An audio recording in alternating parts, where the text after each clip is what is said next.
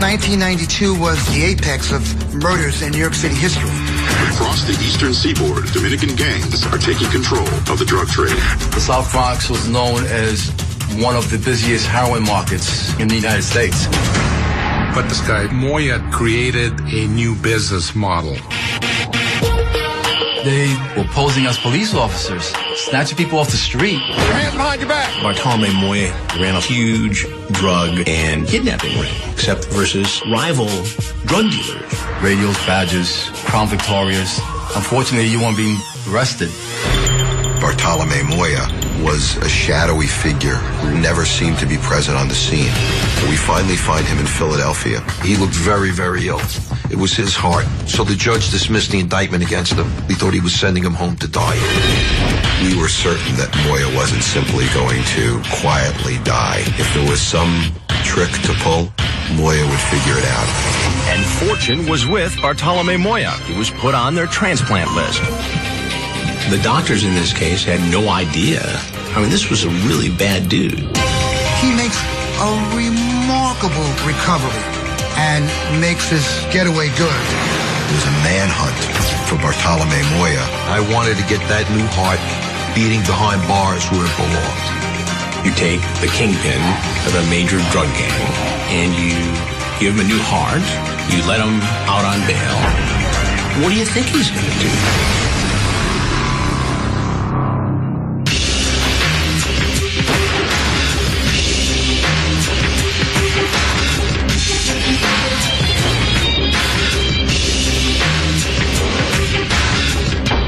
Now on Gangsters, the Shadow Kingpin, Bartolome Moya.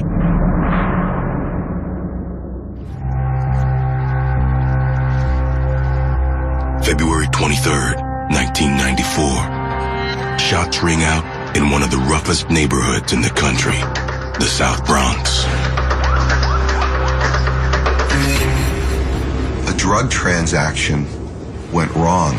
A man who police believe was a drug dealer was shot in the head.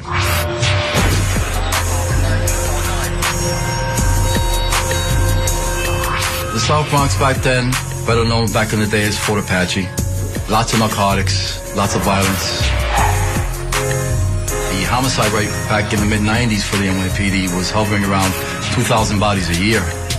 The Bronx had at least 900 of those homicides. We were inundated on shootings and cases. Detectives were just running like firemen, trying to put fires out. This particular case became significant, not because of the shooter or the nature of the crime. There was nothing to it, as we heard it, where it just went wrong and, one of those horrible incidents where a guy ends up getting killed. It was only notable because of a box checked on the dead man's license. His family, to try to make something out of his life, donated his heart. The heart was harvested, taken from the lifeless body of a man whom police suspected was a victim of the Bronx drug wars. The heart was flown by helicopter 100 miles away from the bloody streets of Fort Apache to the suburbs of Philadelphia. Temple University Medical Center has an incredible success rate in finding heart transplants, something like 95% of the time. There, a team of surgeons had already opened up another man and begun the last resort to save his life, replacing his failing heart with a perfect match for his blood and body type. You know how difficult it is to be a donor on the list, to wait for any kind of transplant. Nevertheless, get one that fits you exactly. That was a remarkable situation. Remarkable does not do it justice. At the time, the doctors had no idea they were giving a black-hearted gangster a brand new start. By the time he was on the operating table, under the knife, Bartolome Moya faced federal racketeering charges, running a vast criminal enterprise fueled by drug dealing, kidnapping, and murder. Moya was a human killing machine that had absolutely no remorse in taking lives. The nature of the violent acts in this case were something that I hadn't encountered in my life before.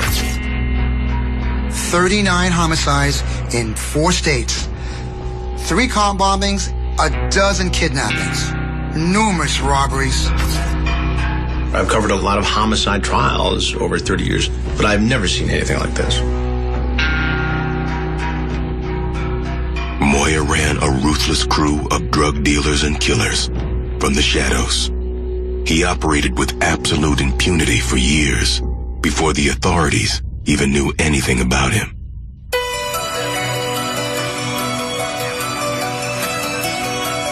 There were a series of crimes that at first the New York City Police Department started looking at. It was execution style.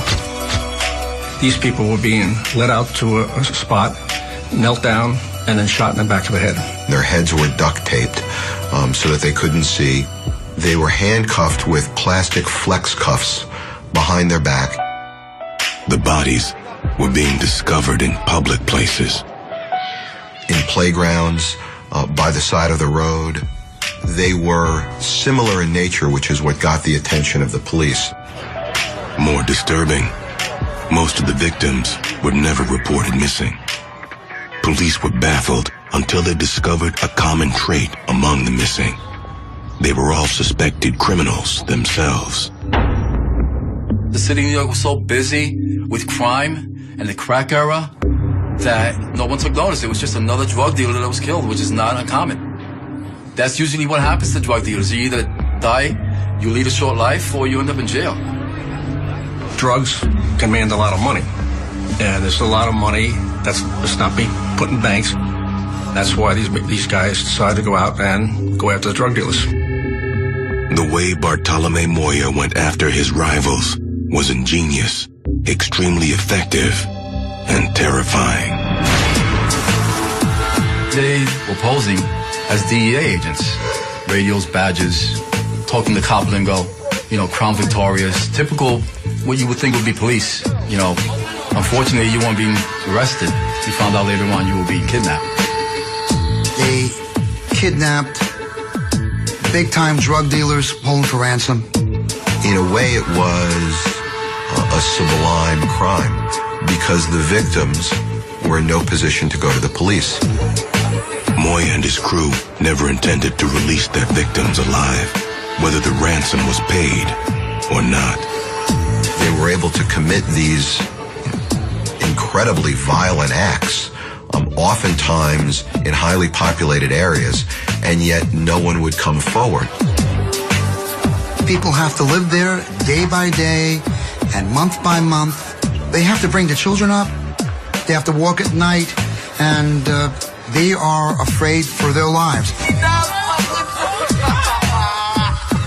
It's a horrendous thing, so it has to stop. You have to end it. In the end, neither the game nor the law ever caught up with Bartolome Moya while he was in his prime. What stopped him came from inside. All the marshals had was this old photo where he's this big, beefy guy, and then you see him, and he was like a stick man. While his body began to fail, his mind remained razor sharp. Somehow, Moya had made his way onto the list of heart transplant recipients from a heart donor. I mean, this was supposed to be a really bad dude. And at 35, he gets this new lease on life. He gets a heart that somebody else could have gotten.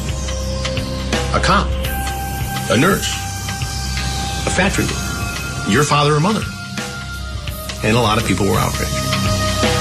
That outrage was only the beginning. After Bartolome Moya got a new heart, the government set him free.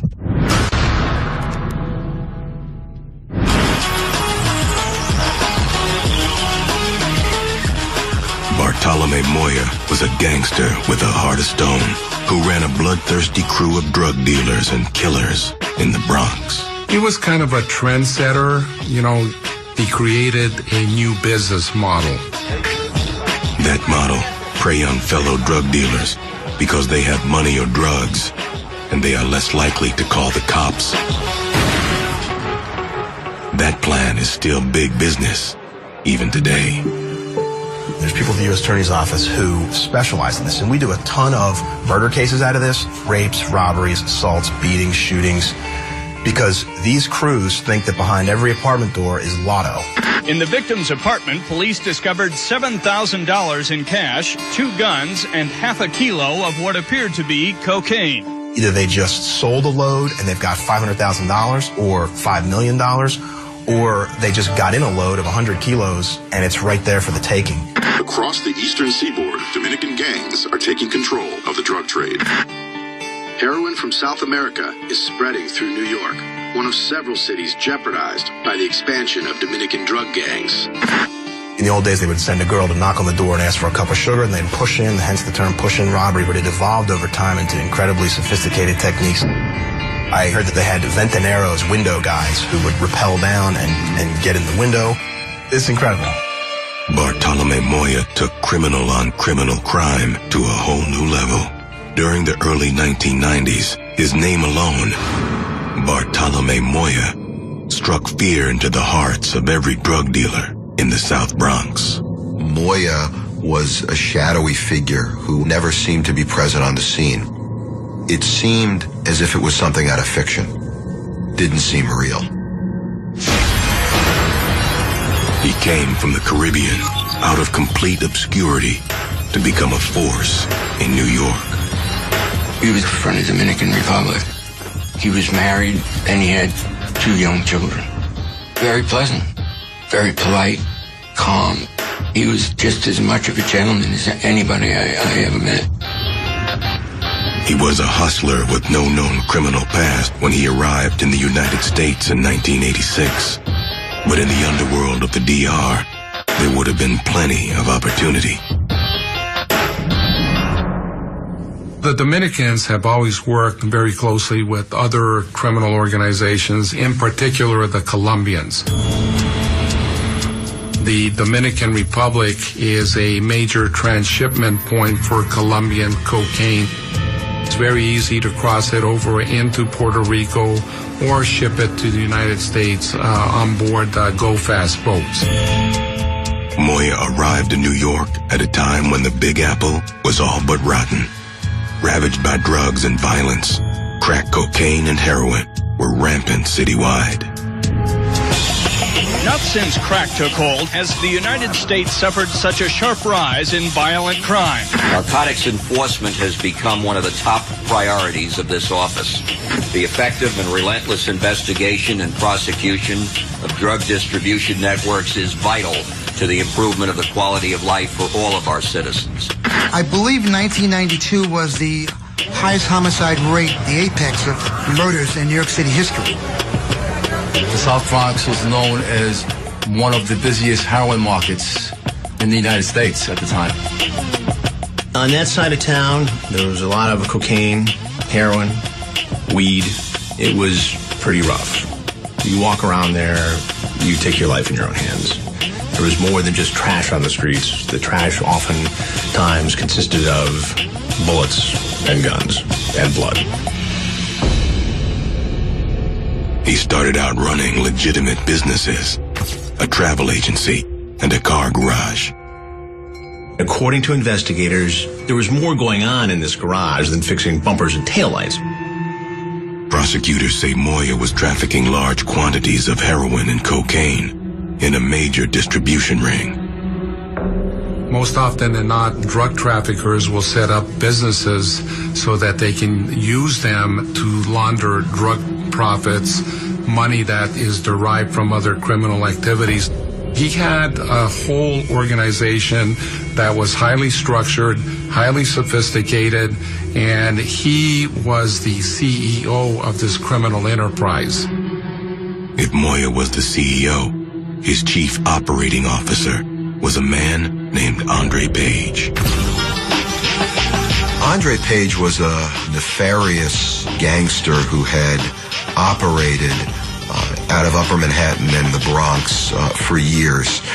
He was known, he was feared, he had been in and out of jail. Paige was known because he was incredibly charismatic and he was incredibly violent. He worked as an enforcer for Moya, primarily. I don't think you'd want to bump into him in a dark alley. He was a scary guy. He was a real deal. Paige's main job in that capacity was to take on another identity.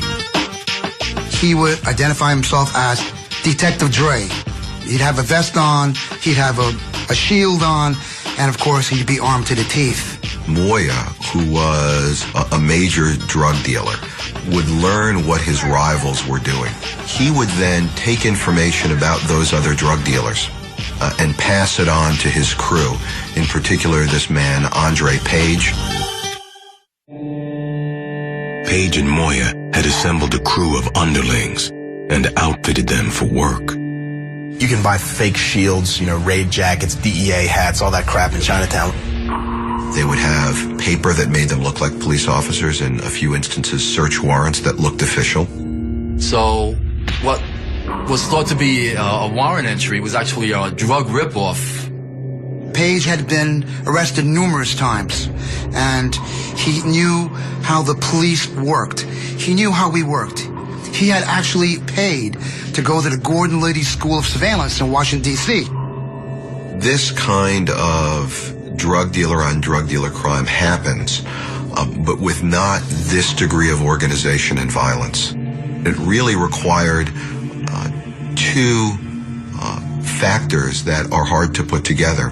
One is you needed somebody like Moya who really understood what his rivals were doing and who had the drugs, and you need somebody like Paige who was willing to carry out these acts without any kind of remorse whatsoever, oftentimes against people who, it turned out, were innocent, they had nothing to do with it. Paige truly didn't care. And once inside, anything goes.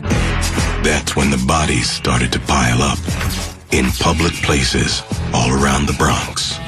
The mayor wanted these cases solved. We will not wage war by degree. Our strategy calls for an assault on all fronts.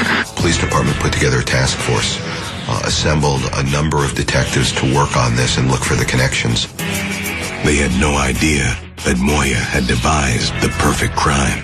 Gangsters posing as police. With Paige's help, he had become a deadly kingpin under the radar of authorities. It was bad guys going after the bad guys. My job is to find him, get him into custody.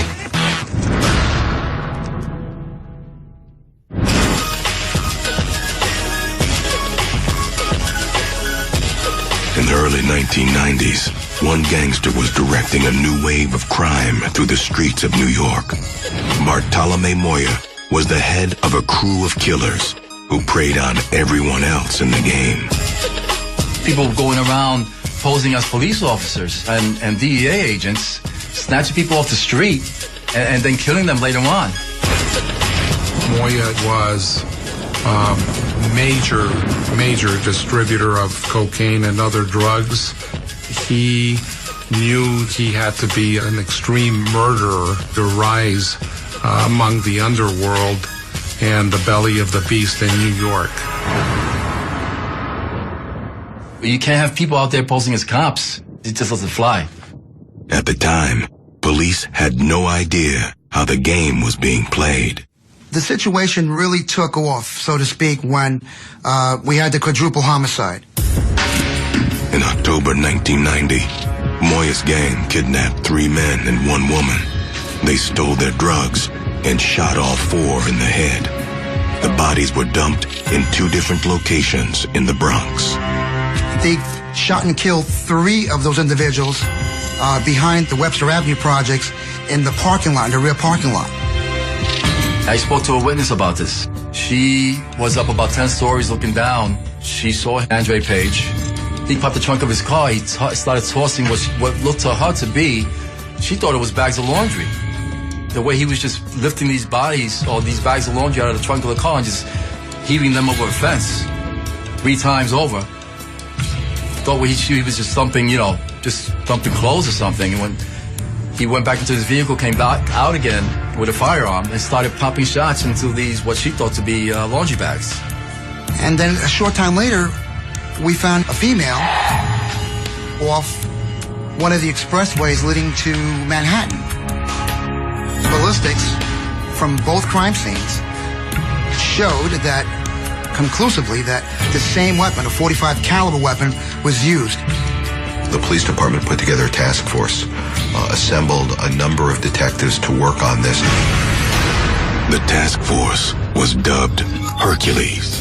The target was a shadowy figure who seemed bigger than life.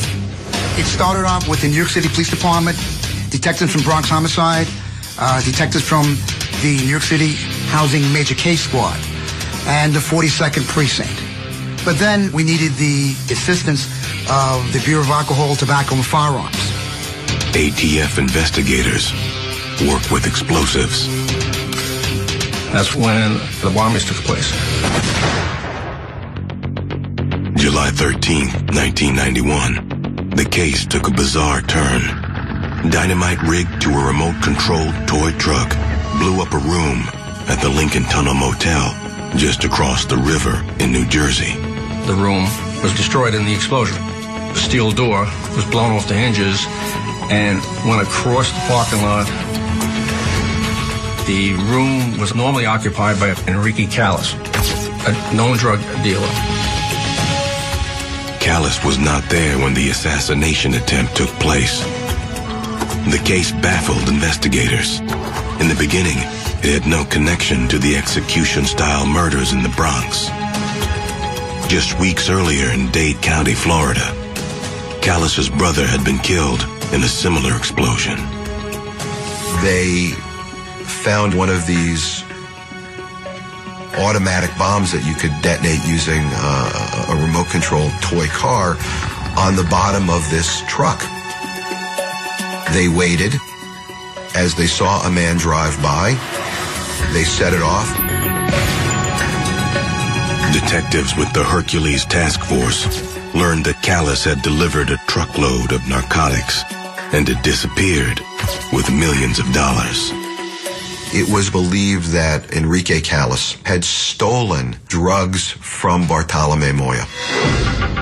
Moya tracked him up and down the East Coast, trying to find him and murder him. And the way they were going to murder him was blowing up the location where they believed he was. A few weeks after the Lincoln Tunnel blast, they hit the house of his girlfriend in Dade County, Florida. Thankfully, nobody was injured. We don't know what happened to Callis, but it appears that 3 bombs later, he survived. While the mysterious Callis disappeared, the case against Moya became a federal matter. ATF investigators discovered that the bombs were made by the same maker, using the same needle-nose pliers. They traced the dynamite to a refrigerator in the Bronx. An informant placed Moya's men inside that apartment, following orders from the Shadow Kingpin. We were discovering homicides, shootings, bombings in 4 different states. And because these crimes had violated the Interstate Commerce Act, they fit the RICO statutes perfectly.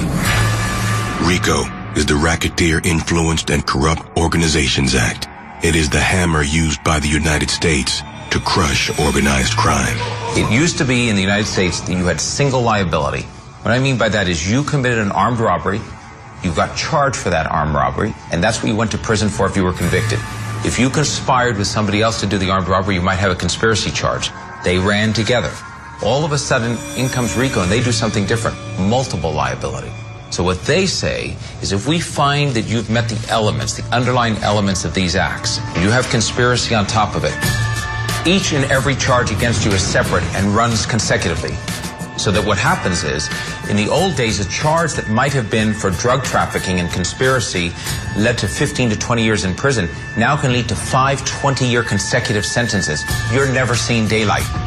With the hammer cocked, all the Hercules Task Force needed was a break in the case. They had identified a criminal enterprise making millions of dollars selling drugs, cocaine and heroin stolen from other dealers who they were kidnapping, robbing, and killing. In the spring of 1993, the mystery of the Shadow Kingpin, the man behind this malicious scheme, was revealed. One of the gang members, a man named Manuel Gutierrez, who was a heroin addict and had lived in and out of the world of drugs and violence for years, thought that the police were looking for him and basically turned himself in and told the whole story of Paige and Moya. And that was the big break in the case. Federal agents with the Hercules Task Force began rounding up Moya's gang one by one. You hear about a member of the gang who has a basement filled with toy cars that he takes apart. A fellow nicknamed Cochise. He's stashing dynamite in refrigerators in various housing projects in New York City. Each person they arrested, they would interview. They got a little bit more information. Each arrest brought them one step closer to the Shadow Kingpin.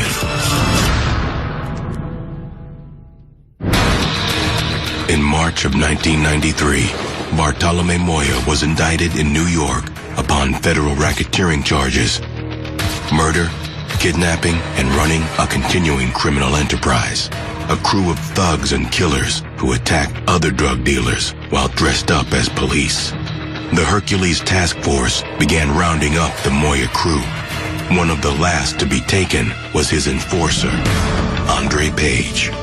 Because of all the criminal impersonations, and because of the possibility of him thinking that this might be payback for some of his other crimes, it was paramount for us to make sure he knew we were the police. So we put our uniforms back on, we borrowed police cars from the local precinct, and we waited to make sure we got him in an open area. That moment arrived, we moved in on him. He looked at us, he looked around, he saw the gold shields, and he said, he had a smile on his face. He went, "You guys ain't the real police. What's this all about?" Andre, you're right. We're not. We're federal officers. And that smile was wiped off his face. He didn't say a word after that. He was taken to the detention center next to the courthouse to be interviewed by the U.S. Attorney's Office. The elevator stops, and lo and behold, onto the elevator steps Andre Paige. And I remember just slinking back a little bit in the elevator, and Paige got off before we did, and he turned and he said, "You boys have a good afternoon." That was Andre Paige. If Andre Paige was a known evil, his boss was a shadow, unknown to authorities. We were looking for Moya. We finally find him in Philadelphia. Facing federal prison time, many of Moya's crew pled guilty and cooperated with prosecutors in hopes of leniency during sentencing. This allowed the Hercules Task Force to track the Shadow Kingpin to a quiet neighborhood just outside the city of brotherly love. He had just moved there, not to escape, but to find help. We first received the lead from Joe LeBeau stating that Moya's wife is living in Camden. So we set up, we do some surveillance, we see her, we don't see him. So we hit the house early on Tuesday morning, August 3rd. We interview her. She says he's over in Philly, tells us he has a bad heart. We ask where in Philly. She says Front Street, and she's being real vague. She finally gives us 3131 North Front Street. In August 1993, Moya was brought out of the shadows and put into custody. He looked nothing like a feared drug kingpin. The lead marshal that was working with the case, he told me, he says, "Look like this guy's not going to make it through the night." You know, he looked very, very ill, very sick. So that was how we found him. The 35-year-old was recovering from a heart attack. He had been diagnosed with congestive heart failure. The first thing we hear is, the man is not fit to stand trial. He's not fit to even be in jail. He's going to die. His doctors gave him 6 months to live. Moya's lawyer urged the judge to drop the case. I told the judge that he's dying and that he can't go to trial because he'll fall on his face during the trial. Edelstein essentially, makes an argument that because Moya is so sick, he will never be able to withstand the rigors of a trial. And so, the indictment essentially should be set aside. We take the position, there are a lot of people who are sick, who are in the criminal justice system. It's not an excuse, and the judge doesn't want to hear it. The judge's attitude is, the man is going to die. We are going to dismiss the case against him without prejudice. If it turns out we're wrong, you can re-indict him, and just like that, Moya's released. I've covered a lot of homicide trials over 30 years in this business. I've seen trials get delayed in the middle because of health problems. I've seen people get convicted and sentenced but allowed to serve their sentences at home because of their health issues. But I've never seen anything like this. In October 1993, Moya was sent back to Philadelphia to spend his remaining days at home with his family. We were certain that Moya wasn't simply going to quietly die. Moya was a survivor, and Moya was a strong man. If there was some trick to pull, Moya would figure it out. Moya is referred by his physician to Temple University Medical Center. The hospital at Temple University did not know anything about Moya other than what he filled out in his paperwork. In 1984, Congress passed the National Organ Transplant Act to nationalize and streamline the process of both procuring organs and becoming eligible for transplants. Eligibility is based on medical and scientific need. The question is somebody's life going to be saved by this organ? There are no moral judgments. It's strictly scientific and medical need. He fills out the questionnaire. He tells the doctors that he's in the travel business, tour guide business. He passes himself as a loving father of 2 boys and a girl. So, like anybody else, he goes before the committee. And fortune was with Bartolome Moya. He was put on their transplant list. Moya basically indicated that he had no money. So as a result of that, and, through humanitarian efforts from Temple University, he was next in line. Less than 4 months later, in February 1994, a drug deal went bad in the Bronx. What a coincidence. An individual in this old stomping grounds gets shot and killed, and he's a perfect donor match for Mr. Moya. Here's an individual who has no heart when it comes to his fellow human beings. So Moya, in essence, scammed this transplant. The other kicker to this thing, you and I paid for that heart transplant. It was Medicaid. The whole thing. And even back in 1994, when he got that transplant, that totals about $200,000. As soon as Moya was capable of traveling, I was going to take the steps to arrest him and bring him to New York. Less than a month after the operation, U.S. Marshals were sent back to Philadelphia. We basically staked out the hospital. I remember I was in the waiting room, and an individual walked in with a white face mask. I recognized that was him, but he was a lot different. With the heart transplant, he had much more spring in his step. He looked, he was bouncing. He did not notice me until we came up and grabbed him. And then he realized it, and his eyes went down. He was disappointed. Obviously, he didn't think he was going to be rearrested. Moya was transferred by ambulance from Temple Hospital, 100 miles away, back to the U.S. District Courthouse in New York. The judge was not pleased with me. He felt that I had operated in a way that was a bit rash. The doctors are afraid that the heart might be rejected. He has to take medication for that. I told the judge that he should let Moya go back to the hospital and recover. And the U.S. attorney said, well, what if he escapes? I made the argument at the time that it was too simple for him to flee. I said, well, if he escapes, then he'll have to take the hospital, Temple University Hospital, with him. He needed constant medication to keep his new heart from rejecting its new body. Medical experts testified it would be difficult for him to get the kind of treatment he needed, the anti-rejection treatment, if he was in jail. I remember the judge said he's in a very fragile condition, and that if he fled, but he would die. And with that, Moya was released again. Moya was released on $250,000 bail and put on house arrest in Philadelphia. Just after that, we arranged for him to come to New York so that we could go over the case. He said he was coming, and, it's 10 o'clock, 11 o'clock, and where's Moya? I get a call from one of my fellow deputy marshals, basically telling me, hey, that guy you locked up with the heart, he cut off his ankle bracelet and disappeared. So we were back to square one again. Well, of course you take the kingpin of a major drug gang, allegedly, and you give him a new heart. You let him out on bail. What do you think he's going to do? Bartolome Moya slipped back into the shadows where he had prospered as a criminal.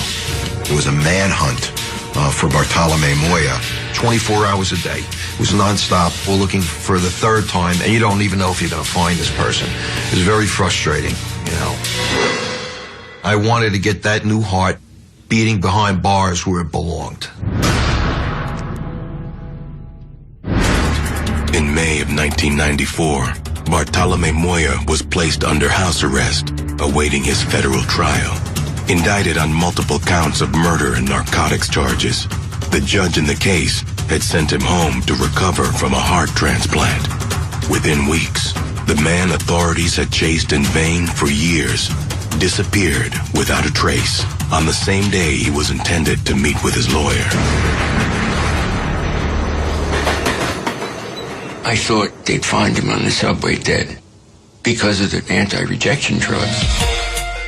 Since his operation in February, Moya had depended on specific medication to keep his new heart from rejecting its new body. When he came up the time before, he showed me he was carrying a briefcase, and it looked like a pharmacy. Syringes and everything else.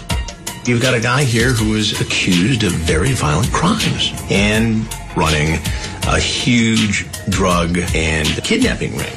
Those medications are pretty easy to get on the black market. I then informed his lawyer, who was of the mind that perhaps he had died somewhere and we just hadn't found the body, which I thought was absurd. If I was Moya, I would go to University Heights, up in Upper Manhattan, which is a big Latino community, and stay there. Nobody would find him. It was months until we finally figured out where he was.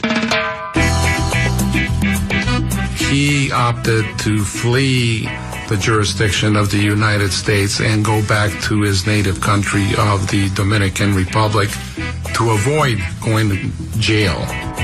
It was frustrating because he did have an ace up his sleeve, because he knows, and everybody knew, that at that time the Dominicans do not extradite their nationals. Lebu and the U.S. Marshals began lobbying authorities in Santo Domingo for help in bringing a wanted man to justice. We supplied them with family, friends, locations down there, places that he frequents. We never leave any stone unturned, as they say. At 1 o'clock in the morning, I get a call that they apprehended him.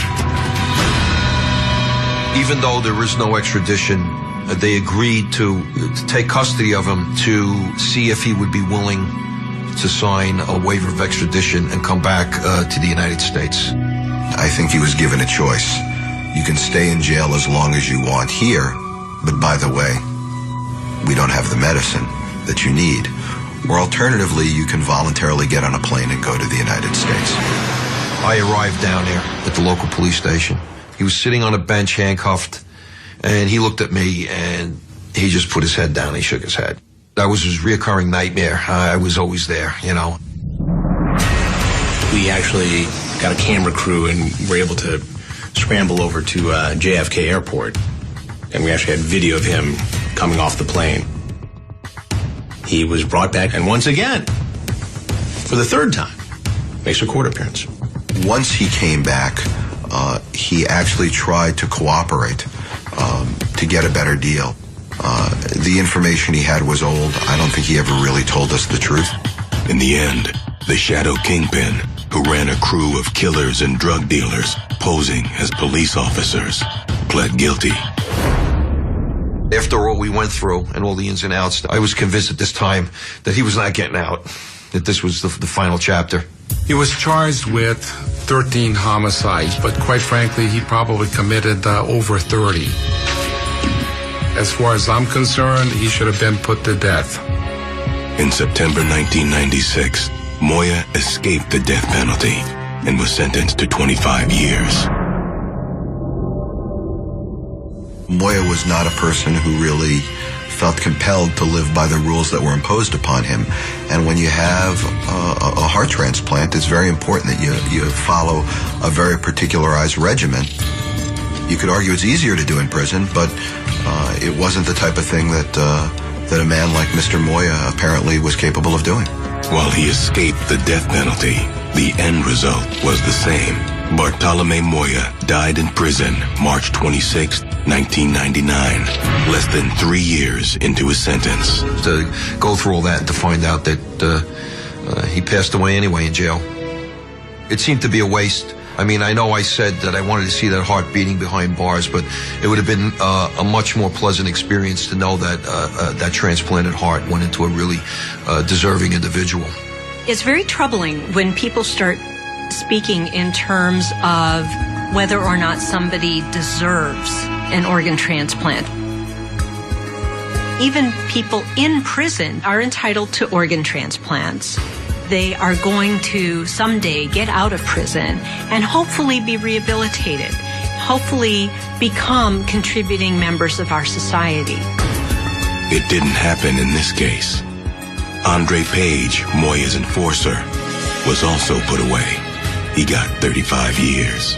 One of the ironies of the case, by the way, is Paige, who we thought was in great health, was a man who I would have voted to outlive us all. He also died in prison of, I think, liver disease, also within 2 or 3 years of his conviction. It's like a caged bird. You just wither away in prison. And he just didn't take to it. Paige and Moya thought they could live outside the law and live in a brazen and violent fashion. It's hard for someone to live at that intensity, day in and day out, running, moving, changing their names. Eventually, they burn out, they get tired, they make mistakes. We catch them more often than that. It was for nothing. It didn't work out. They lost their money, they lost their freedom, and their lives.